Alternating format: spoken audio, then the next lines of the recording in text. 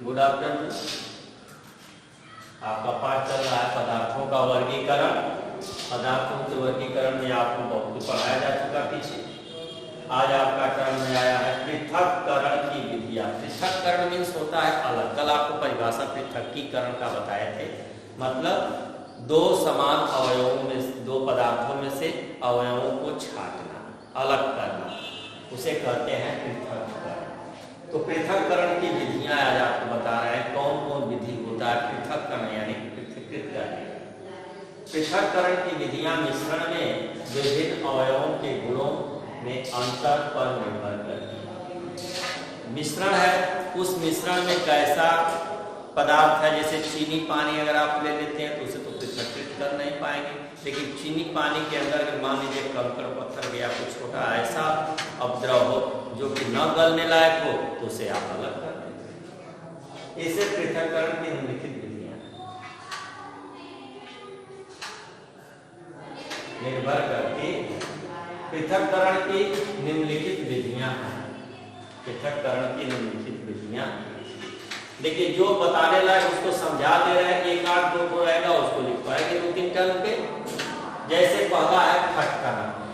आपको कल बताए थे फटकना, जैसे औरत गेहूं लेकर के बैठ जाती है, आदमी गेहूं लेकर के बैठ जाता है ओसाने के लिए, तो आप करते क्या है? अब गेहूं तो उड़ेगा नहीं, गेहूं को तो हटाना नहीं है क्योंकि गेहूं ही है मेरा मेन अवयव है, लेकिन गेहूं के साथ में मिट्टी के कण, बालू के कण, पत्थर के टुकड़े ये सब होते हैं, भूसा होता है। इन सबों को अलग करने के लिए बस एक ही उपाय है फटकना, और किसी उपाय से नहीं हो सकता है। फटकने के उपाय से यह गर्दा जो है साफ से मिट्टी है एकदम हल्का, वह सब जो है किसकी विधि से निकलेगा? फटकने विधि से पृथक्कृत हो जाएगा। तो पृथक्करण का मतलब होता है अवयवों को अलग अलग करना। अलग अलग करने के लिए यह जो है ठोस के लिए सबसे मेन है फटकना।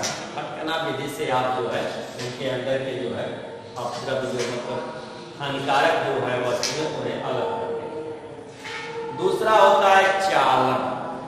जैसे आप गेहूं का आटा ले लेते हैं और आटा को लेकर के आप लाते हैं और लाने के बाद कहते हैं भैया थोड़ा इसको चाल लीजिएगा। चालने मीन्स उसके अंदर जैसे गेहूं ही है पिसा हुआ है तो गेहूं पिसने में बहुत बारीक भी हो जाएगा, कुछ मोटे भी रहेंगे, मोटे रहेंगे तो उसमें रेसे रहेंगे। जब औरतें आटा को गूंथती हैं, गूंथने के बाद जब रोटी बनाने जाती है तो रोटी फट जाती है क्योंकि उसके पास एक हानिकारक पदार्थ उसमें मिला हुआ है, मतलब द्रव्य मिला हुआ है जिसे अलग करना चाहिए। तो अलग करने के लिए आप कहते हैं चाल लीजिए, तो आप उसको चलवा देते हैं। आटे को जब चाल देते हैं तो भूसी अलग हो जाती है और आटा अलग हो जाता है। अब उस आटे को जब गूंथ करके रोटी बनाते हैं तो किसी प्रकार का नुकसान नहीं। तो चालन जैसे मान लीजिए आपने लिए चलनी से चाय छानते हैं, चाय कहते हैं चलनी से छान लीजिएगा। मीन्स चाय पत्ती में आप अनेकों प्रकार के पदार्थ डाले हुए हैं, अदरक है, चीनी है, पानी है, चाय है, सब है, दूध है। तो जो पदार्थ एक में मिलने वाले हैं जैसे दूध, चीनी, पानी, यह सब तो एक में मिल गए, इन्हें तो आप चाल करके अलग नहीं कर पाएंगे। लेकिन उसके अंदर जो ठोस पदार्थ के रूप में जो अदरक है, जो ठोस पदार्थ के रूप में जो चाय की पत्ती है, उसे आप चालनी विधि से अलग कर लेते हैं। तो इस तरह से इसका पृथक्करण हो जाता है। तीसरा है हाथ से बीनना। हाथ से बीनना मीन्स अब चावल को आप ले लेते हैं, आप चावल को फटक करके आप उससे कंकड़ तो निकालें। बड़ा बड़ा कंकड़ ऐसा निकल सकता है लेकिन छोटे कंकड़ आप नहीं निकाल सकते। तो औरतें क्या करती हैं कि हाथ में आटा उस चावल को ले लेते हैं किसी थाली में और ले करके उसे बीनती हैं। बीन करके चावल को अलग कर देती हैं और कंकड़ को अलग कर देती हैं।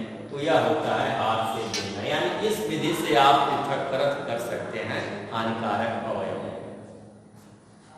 चौथा है निथारना। ध्यान से देखिए, निथारना से निथार करके भी जैसे तेल ले लेते हैं आप, तेल जब आप ले लेते हैं तो तेल के अंदर आप जानते हैं बहुत गंदा होता है कांट।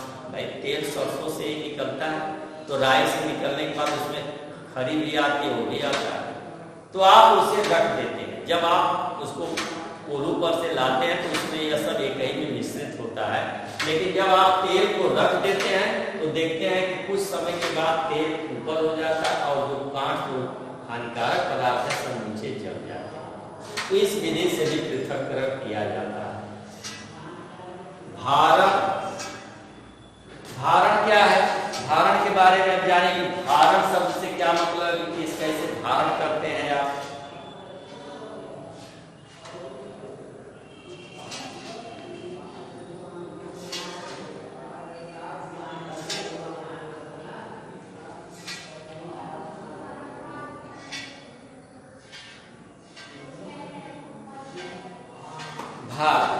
जैसे किसी पदार्थ, जैसे चीनी पानी में आप चीनी पानी को ले लेते हैं, उसको आप निथार देते हैं। निथारने के बाद भी आप देखते हैं कि कोई ऐसा पदार्थ होता है जो कि नहीं निथर पाता है, तो उसे निथारने के लिए आप किसी प्रकार का वजन का सामान उसमें डाल देते हैं। ऐसा पार्टी डालते हैं जो और हानिकारक पदार्थ उसमें घुलित अवस्था में होते हैं, वह पदार्थ उसे लेकर के अपने आप नीचे बैठ जाते हैं। पानी को शुद्ध करना होता है तो फिटकिरी डालते हैं।